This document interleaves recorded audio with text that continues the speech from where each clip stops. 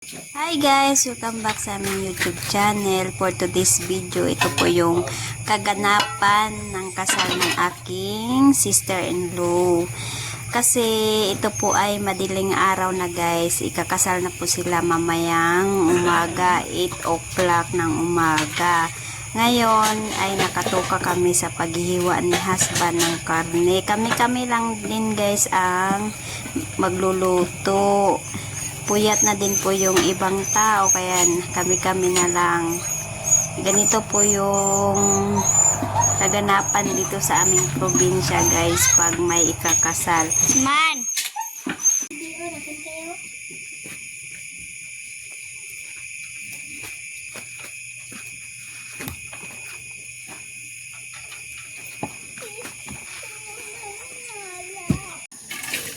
Ini sa unta ning kuan. Kung sinang lagi nagluwag sa taas unta.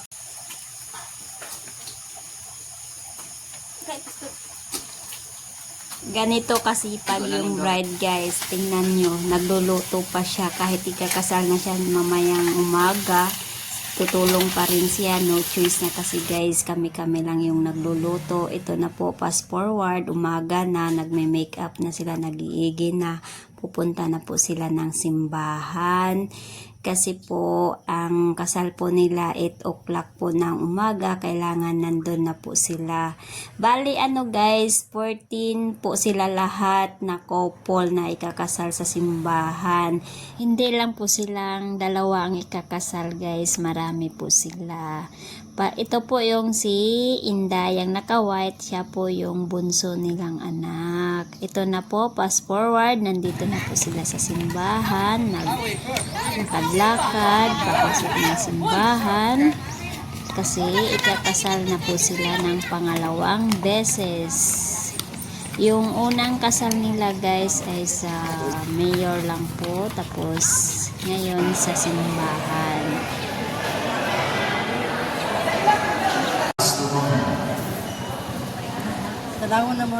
Kamo mga babayan na inihagining inyong pamanunod sa inyong katubangan. Kawaton pa rin mo siya na inyong bana sumala sa lagda sa kahinahan. Santa Iglesia Católica.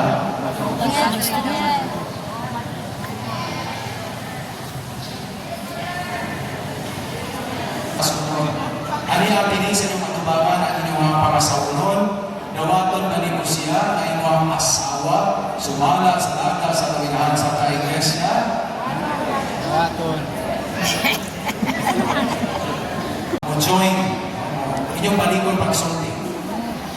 Indugot Ginoo na kami magkahimusa sa kasing-kasing mo una-una.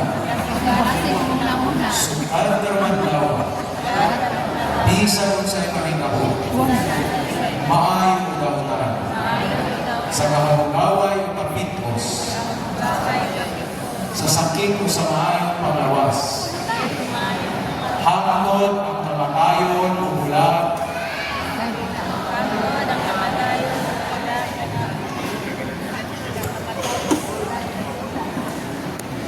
Ako sa kami nyo, ngayon yung marumihimo sa mga samahan sa anak sa Espiritu Santo. Ayon sa mga pagkulang sa inyong kamunabuhin ng sadyapi.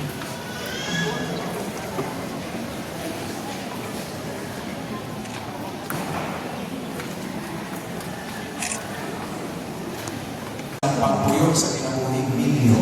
Inaog. Ulit. Inaog ng bulak. Okay. Sige na tayo, para magtungan na. Sampita ang ilang pangalan. Sige, sampita ang pangalan ko. Isulko o kampini kinig sing-sing. Sabi ko, maramitin ko kung sa namin. Isa, para. Kamu na rin, kamu sa asking. Sampita ang pangalan sa mga asawa. Hindi na. Isulko o kampini kinig mga sing-sing. Timaan sa akong pagkukumas o pagkulong kanina. Sa harap, ikaw na makarinig ko din. Sa harap sa harap.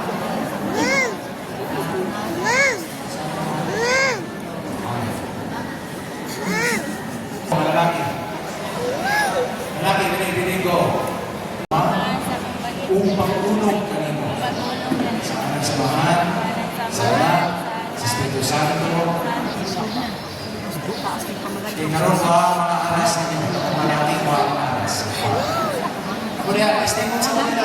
Estimate sa mga okay. Sige. Sa tita pa nga sama-sama rin dito. Sige, hindi. Sa tita pa nga rin dito. Ako na nahataw sa ninyo. Meaning mga aras. Pasaling sa kong paghalad. Sa akong paghalingkod. Alam sa imong kaayuhan. Sa ngalan sa Ama, Anak, sa Espiritu Santo. Mingon mo mga asawa ako kinikawato. Pinapunta din sa inyo. Okay? And then ang nakatawag ng manidlo alang sa pagkampo sa katilingan.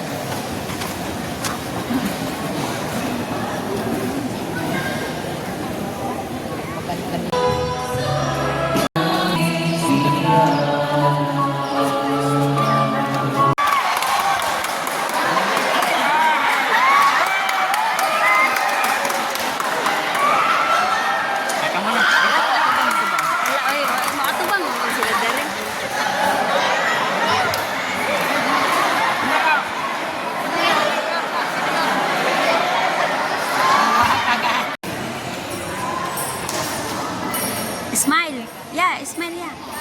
Basta ikakasal po tayo, hindi po natin dapat kalimutan yung pirma ng marriage contract. Ito po yung pinaka-importante na kailangan hindi makalimutan. Ito na po si Ate Isel, siya po nauna ng pirma. Then si Kuya Gisrel po, siya pong huli magpipirma ng marriage contract. Dapat hindi po makalimutan sa kasal yan, sa ang pirma. Fast forward, dito na po kami sa reception. Dito lang po sa bahay ng kanyang ate guys, ginanap ng reception. Yan, ang dami ng tao. Siyempre, basta pagkatapos ng kasal, kainan na. Ito po yung pinaka-the best. Pagkatapos ng kasal, kainan na talaga guys. Ang daming tao. Congratulations sa bagong kasal.